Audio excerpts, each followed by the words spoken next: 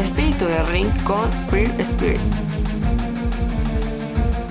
Bienvenidos a otro episodio especial de Espíritu del Ring. Yo soy Queer Spirit.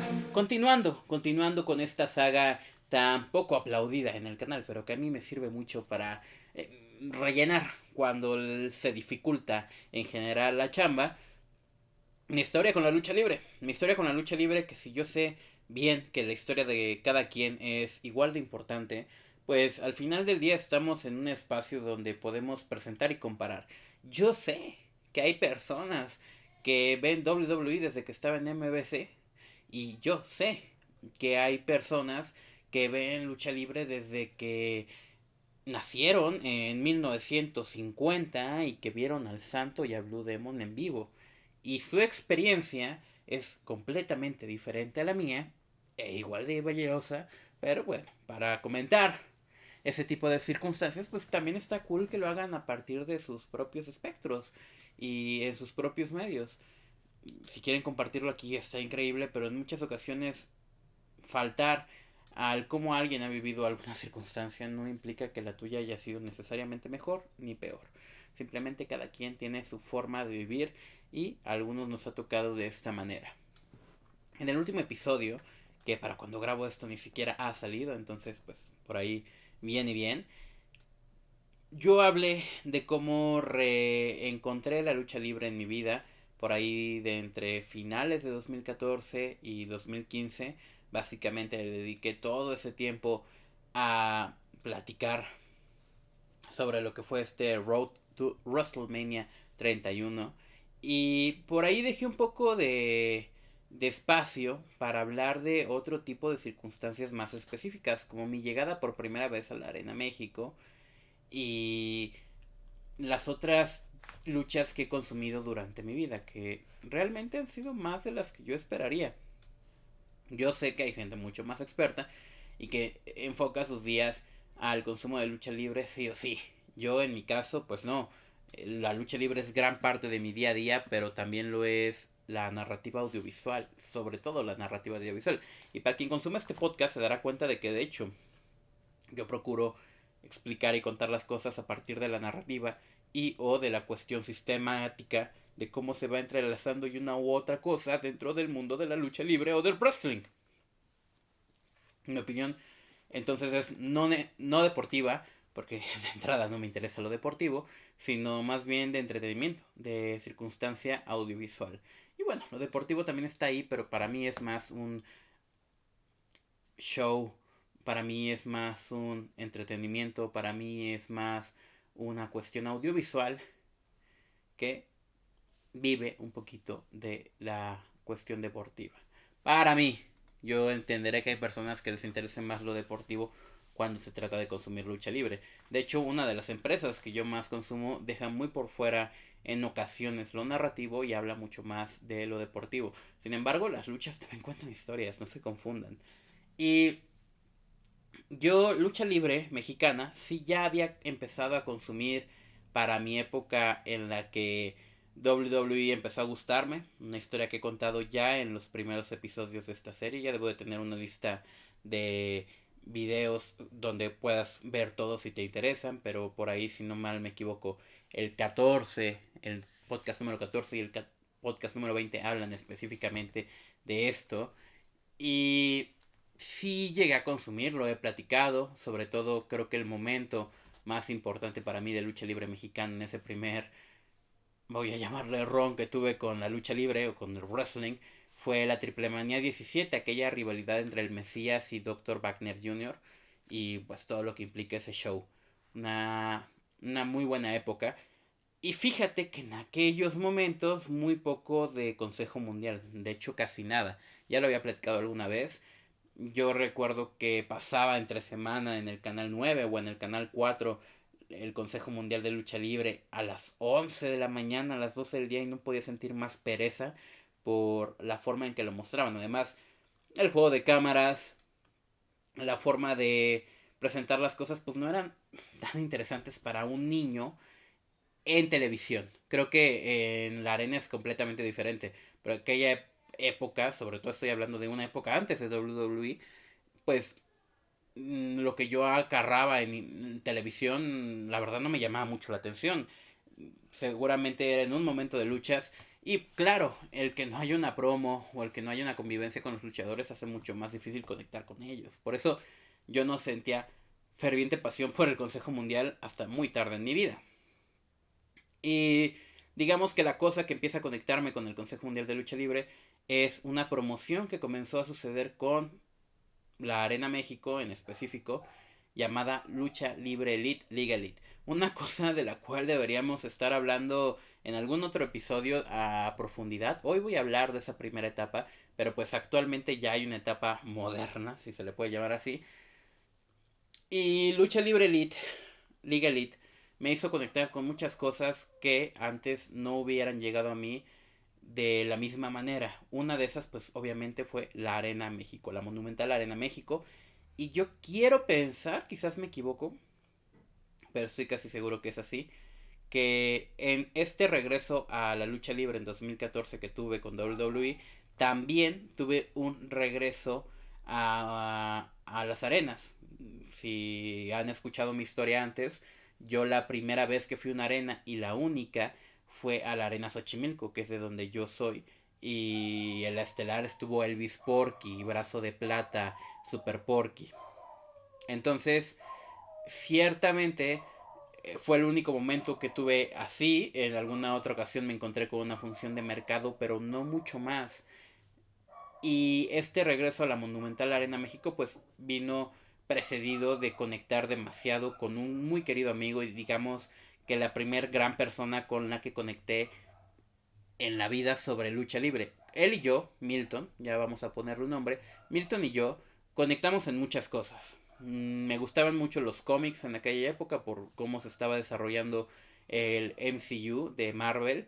Y Milton era una persona que tenía mucho conocimiento sobre cómics. Entonces por ahí también la razón por la que entramos él y yo a a conectar directamente fue la música.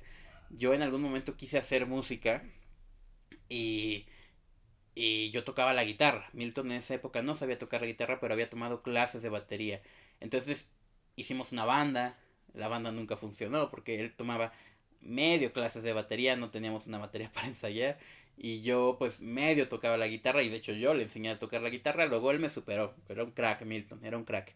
Y... Y entre muchas otras cosas como el cine, que el cine siempre ha sido mi fuerte. Y en ese aspecto Milton también llegó a conectar con muchas cosas relacionadas al cine. La verdadera cosa que hicimos juntos muy pocas ocasiones, pero de la cual hablábamos muchísimo, era la lucha libre. Y la primera vez que fui a la Arena México a una función de lucha libre fue con Milton y fue a una función de Liga Elite. Y aquí yo quiero detenerme y la verdad es que este capítulo va a ir más dedicado a Milton porque la circunstancia específica de que mi consumo de lucha libre sea como lo es hoy es que con él consumía lucha libre de esta manera.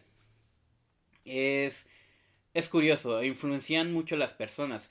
Quiero recordar que en mi primera etapa consumiendo lucha libre pues lo hacía de manera general, yo era el único que conocía de lucha libre en mi círculo cercano. Algunos alguna vez encontraban Raw y lo veían, pero casi nadie veía el pago por evento, por ejemplo.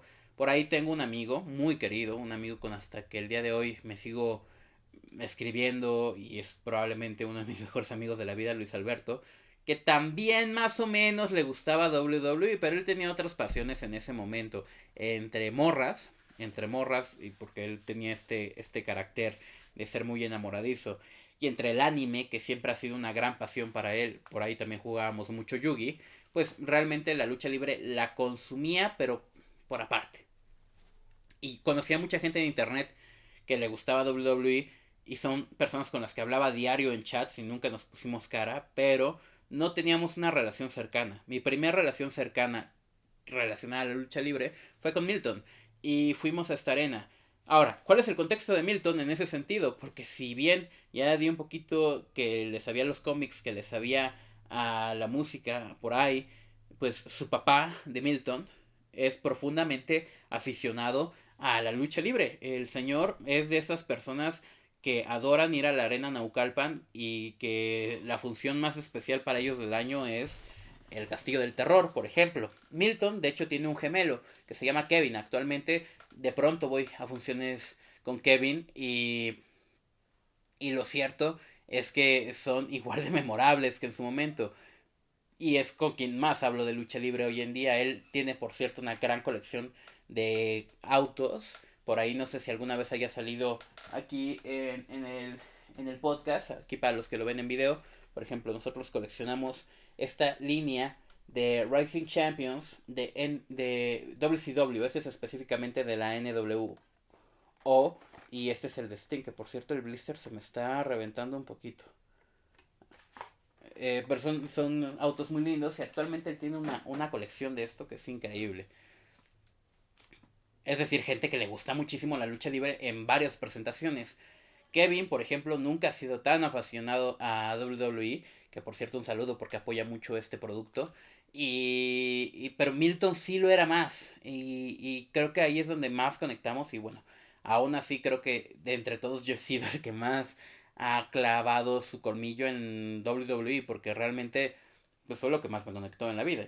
Soy una persona que en pandemia llegué a ver, adelantándome un poquito a la historia, llegaba a ver todos los shows de la semana. Veía Raw, veía NXT, veía NXT UK y veía SmackDown más el pago por evento. Así de obsesionado estuve en algún punto con la empresa. Pero aquí estamos hablando de mi obsesión en general con la lucha libre y cómo ir con Milton, que a pesar de que nunca había ido a una función de lucha libre en la Arena México, sí lo había hecho al Circo Ataide. Me parece que el Circo Ataide también metía sus funciones en la Arena México. Y además de eso, pues Milton conocía bastante bien a los luchadores en aquella época. Los identificaba pues de mejor manera de lo que yo los podía identificar. Casi que diría que la primera vez que fui a la Arena México, al único luchador que yo conocía era a Carístico, que justo, y si no me equivoco, yo fui a la primera o segunda presentación que tuvo con Liga Elite a su regreso a México después de haber salido de WWE y haber pasado por AAA. Entonces, recuerdo incluso que Milton vio a Carístico y sintió pues una emoción bastante potente. Yo nunca fui fan de Místico, pero bueno, lo identificaba en sobremanera por ser la estrella más grande de la época y haber estado en WWE. Y en aquella función no solamente estuvo Carístico en la estelar, sino que también estuvo La Sombra, que ya había perdido la máscara. La Sombra, hoy todos lo conocen como Andrade, el ídolo, Andrade Cien Almas, pero en aquella época seguía siendo La Sombra. Acaba de perder su máscara no demasiados meses atrás ante el bueno de Atlantis, señor. Si no me equivoco, lo perdió contra Atlantis, ¿no? Y todos hablaban de que pues ya se iba a WWE y que estas eran de hecho sus últimas presentaciones con el consejo. Ya era algo firmado, que de hecho había perdido la máscara porque ya se iba a WWE. Es algo que regularmente solía pasar en aquella época, pedirle al luchador que se uniera a la empresa pero sin máscara. Hoy en día es totalmente diferente, ¿no? Ya vemos a un Dragon Lee o a un Penta que llegan con máscara y con el mismo personaje. Vamos a ver qué pasa cuando grabo esto. Todavía no ha llegado Dr. Wagner Jr., hijo de Dr. Wagner Jr., que ya tiene el personaje del Gran Varón, pero vamos a ver cómo está la situación. Pero en ese momento, pues, Andrade, Alberto, incluso Santos Escobar todavía lo vivió. Eran personas que se rumoraba que iban a entrar a WWE y curiosamente perdían su máscara y después entraban a WWE. No sé qué circunstancias tan particulares han guiado a que vivamos eso, pero dale, hoy en día ya pueden llegar con su personaje y eso me parece, bueno, mucho, mucho mejor. Vimos a La Sombra en una de sus últimas presentaciones en México y no diría que la última, pero sí una de las últimas. Y fue bastante interesante, de hecho quedé bastante impresionado con el luchador porque nunca había visto un estilo de lucha como el de él. Bueno, al final del día Andrade es uno de los talentos más grandes de su generación. Y lo cierto es que es fácilmente un personaje que te impresiona. ya después te acostumbras a su estilo de lucha, bueno, quizás no tanto, pero en su momento. Y después, no demasiado después, fue cuando firmó con NXT, su famosa foto con Triple H, el tiempo que conllevó debutar en NXT y justo por ahí, a raudales, diría que cuando él firma con NXT, yo me alejo, bueno, más bien cuando él debuta en NXT, yo me alejo un poco del producto. Entonces yo, por ejemplo, no vivo su gran lucha contra Bobby Roode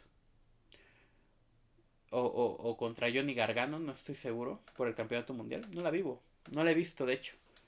Y, y son cosas que me he perdido por justo este ir y venir. En el episodio anterior de esta pequeña sección hablaba cómo me perdí todo el run de Daniel Bryan en WrestleMania 30. Entonces son cosas que, de hecho, me pasaron bastante. Y pues vi a la sombra. En ese momento también conocí a Atlantis. Me imagino que en ese estelar estuvo Atlantis. No tengo los flyers en físico, pero sí los tengo en digital. Los tengo en mi Instagram, @CreatorSpirit. Y tengo una sección dedicada especialmente a las 3 funciones que habré ido de Consejo Mundial Liga Elite en esa época.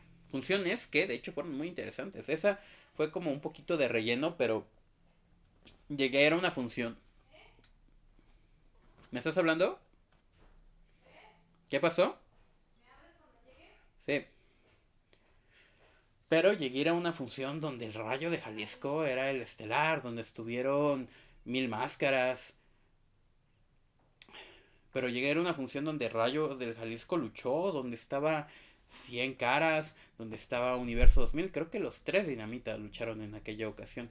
Y llegué a ir a una función donde hicieron un torneo internacional que ganó un luchador canadiense que creo que le fue bastante mal después, pero donde conocí, por ejemplo, a Kushida, que me parece un super luchador duro, durazo. Y si no me equivoco, también estaba Sabu por ahí. Debe de haber estado Sabu. Y debe de haber estado TJP, probablemente. Y quizás si me estoy yendo demasiado lejos, porque de esta no estoy tan seguro, pero Bobby Lashley, quizá una época. Una época. La verdad es que League Elite fue algo genial en su época. Y estas funciones eran muy económicas. De hecho, veías a niños entrar sin un respaldo de un adulto demasiado general. Y niños que venían con su cajón de bolero. Era muy, muy interesante. Creo que era menos solemne que las funciones generales de consejo. No llegué a ir a una función de consejo en esta época. De hecho, de estas 3 ocasiones en las que fui a la arena, todas fueron con Liga Elite. Alguna vez fue con un boleto que nos ganamos, creo. Entonces, no hay mucho más que decir. Hay que mencionar también que en esta época era cuando todavía no retransmitían las funciones a través de Azteca, que después las retransmitieron y yo salgo en alguna porque por ahí nos quisieron hacer una Kiss Cam, ya les contaré esa parte en el siguiente bloque, pero ciertamente esta llegada a la Arena México fue impresionante, me enamoré completamente del lugar y hasta el día de hoy es uno de mis lugares favoritos en México, junto con otras determinadas circunstancias como la Cineteca Nacional, pero la Arena México es uno de esos lugares a los que más he ido en mi vida y que disfruto mucho. Y esta fue la primera vez que fui. Entonces voy a dejar hasta aquí un poco esta parte y regresamos a un segundo bloque donde voy a hablar un poquito más de las estrellas que llegué a ver en aquella época y cómo me llegaron a influenciar rumbo a los siguientes años de consumo de lucha libre.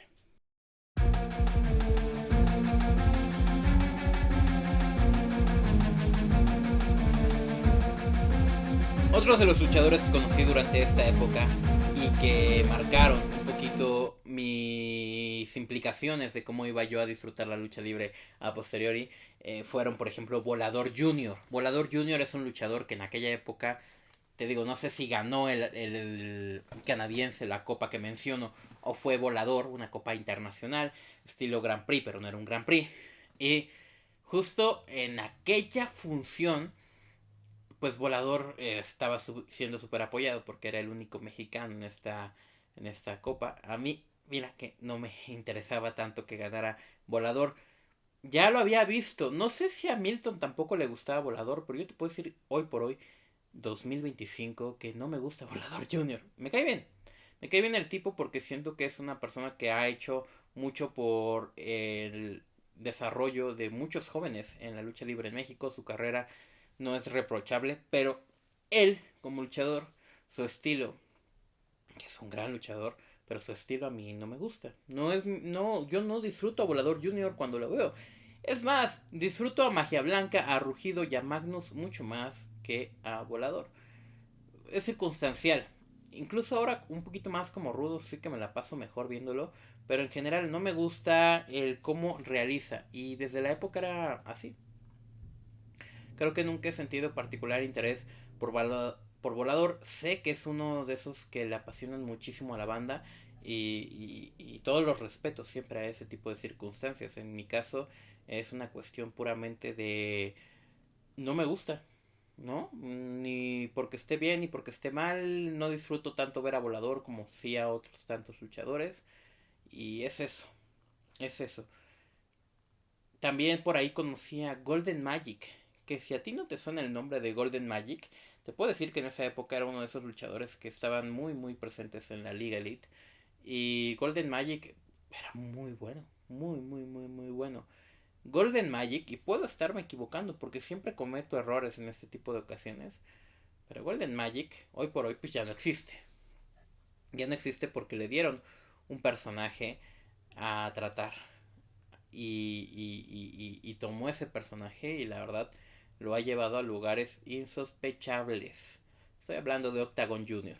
Octagon Junior, el actual, el que ha ido a GLEAT, el que fue campeón latinoamericano, hizo grandes defensas. Ese Octagon Junior era Golden Magic y era un baja cartelera en esa época, pero era muy muy impresionante. La verdad es que disfrutaba mucho su trabajo y me gustaba su estilo, curiosamente, en comparación al de Volador Junior. Hoy por hoy, mira, no me encanta tanto que traiga el personaje de Octagon Junior, pero siento que ha sabido darle su forma y eso es algo que, por ejemplo, Flamita no logró. Entonces, bueno, pues habrá que ver qué hace el bueno del antiguo Golden Magic, hoy conocido como Octagon Junior, en el futuro. Pero en aquella época a mí era uno de mis favoritos, esos que llegaba y dice, wow. También por ahí luchaba bastante Dark Magic, ¿eh? Siento que vi mucho a Dark Magic luchar en aquella época. Y poco más, les mencionaba que hubo una función donde llegué a ver a Rayo de Jalisco Junior y a los Dinamita, y claramente sin saber de entrada que Rayo de Jalisco Junior era el Junior y no el original, y luego los Dinamitas sin saber quiénes eran básicamente. Llegué completamente pues así con la ignorancia a todo lo que da. Sin embargo, pues claramente asentó mucho la participación de estos luchadores que de entrada pues ya no eran los luchadores de su época y aún así llegaron a conquistar a muchos otros en su forma y en su estilo, aún con los años encima. Por ahí Negro Navarro también era uno de esos que vi en muchas ocasiones en esos años. Negro Navarro creo que es un luchador histórico que ha hecho muchísimas cosas, un talentazo. Y verlo en aquella época, tengo recuerdos vívidos de ver al Negro Navarro. Creo que es un luchador memorable por demás y si nunca nadie ha visto una lucha de Negro Navarro, les recomendaría mucho. Aún lucha, aún a veces lo invitan a luchar en funciones muy específicas, pero es una generación muy atrás, es más o menos de la época de Dr. Wagner papá, o sea, de que compartió carteles con Dr. Wagner papá y con la Ola Blanca, por ejemplo. También Negro Casas debe de haber sido otro de esos elementos que vi mucho en esta época. Y Negro Casas de entrada, bueno, es alguien que te conquista, porque es un tipazo y muy memorable el trabajo de Negro Casas en general en su carrera. Debería decir que es uno de mis favoritos.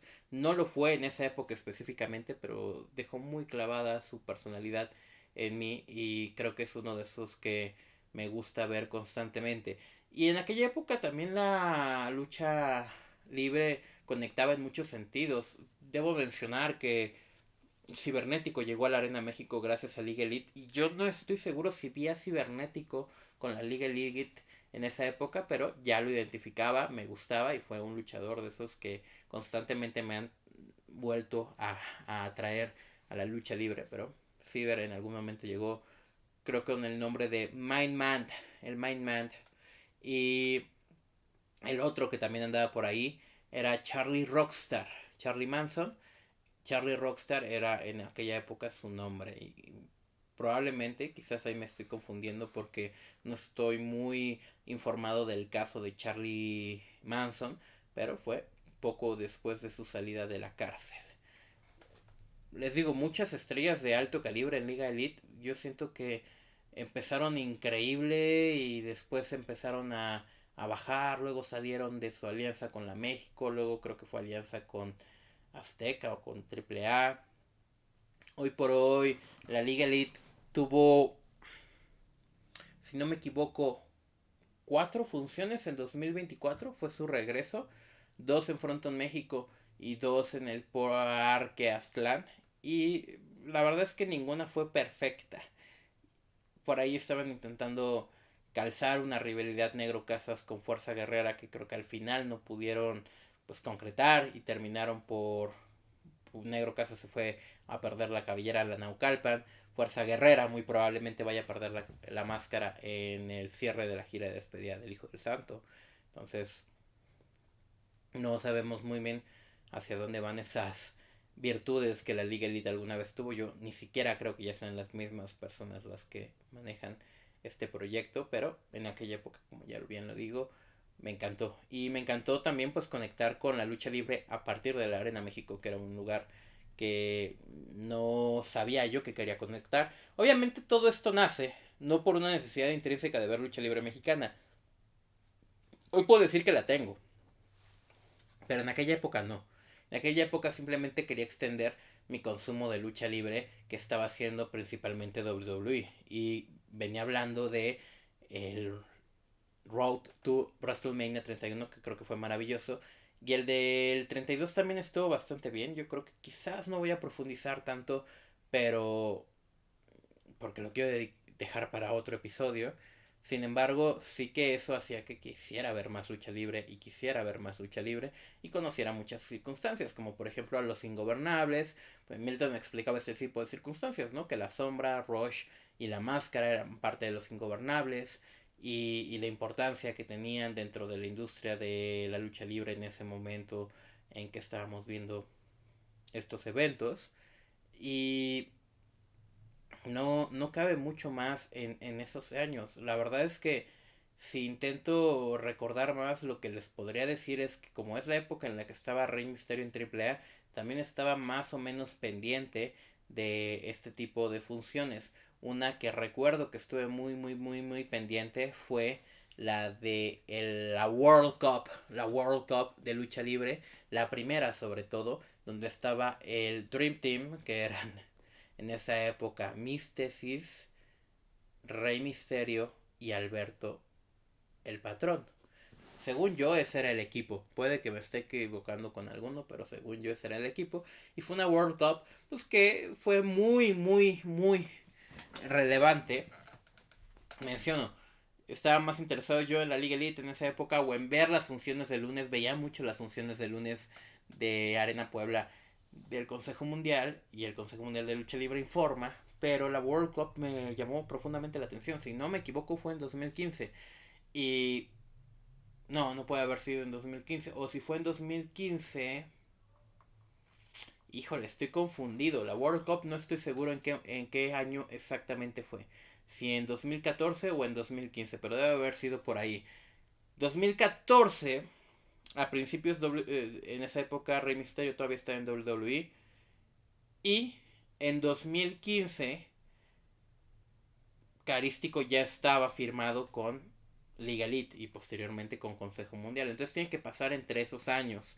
Además de que, si no me equivoco, Alberto regresa a WWE en 2015 también, en Hell in a Cell. Entonces tiene que pasar por ahí de entre octubre, no, más o menos de entre febrero de 2014 y octubre de 2015. Y también hay que mencionar que según yo fue el regreso oficial de Rey Misterio como los encordados en México. Entonces son como muchas cosas. Por ahí según yo en el Triple Manía de 2013 también salió Rey Misterio dando un mensaje el cual le cerró muchas puertas en WWE.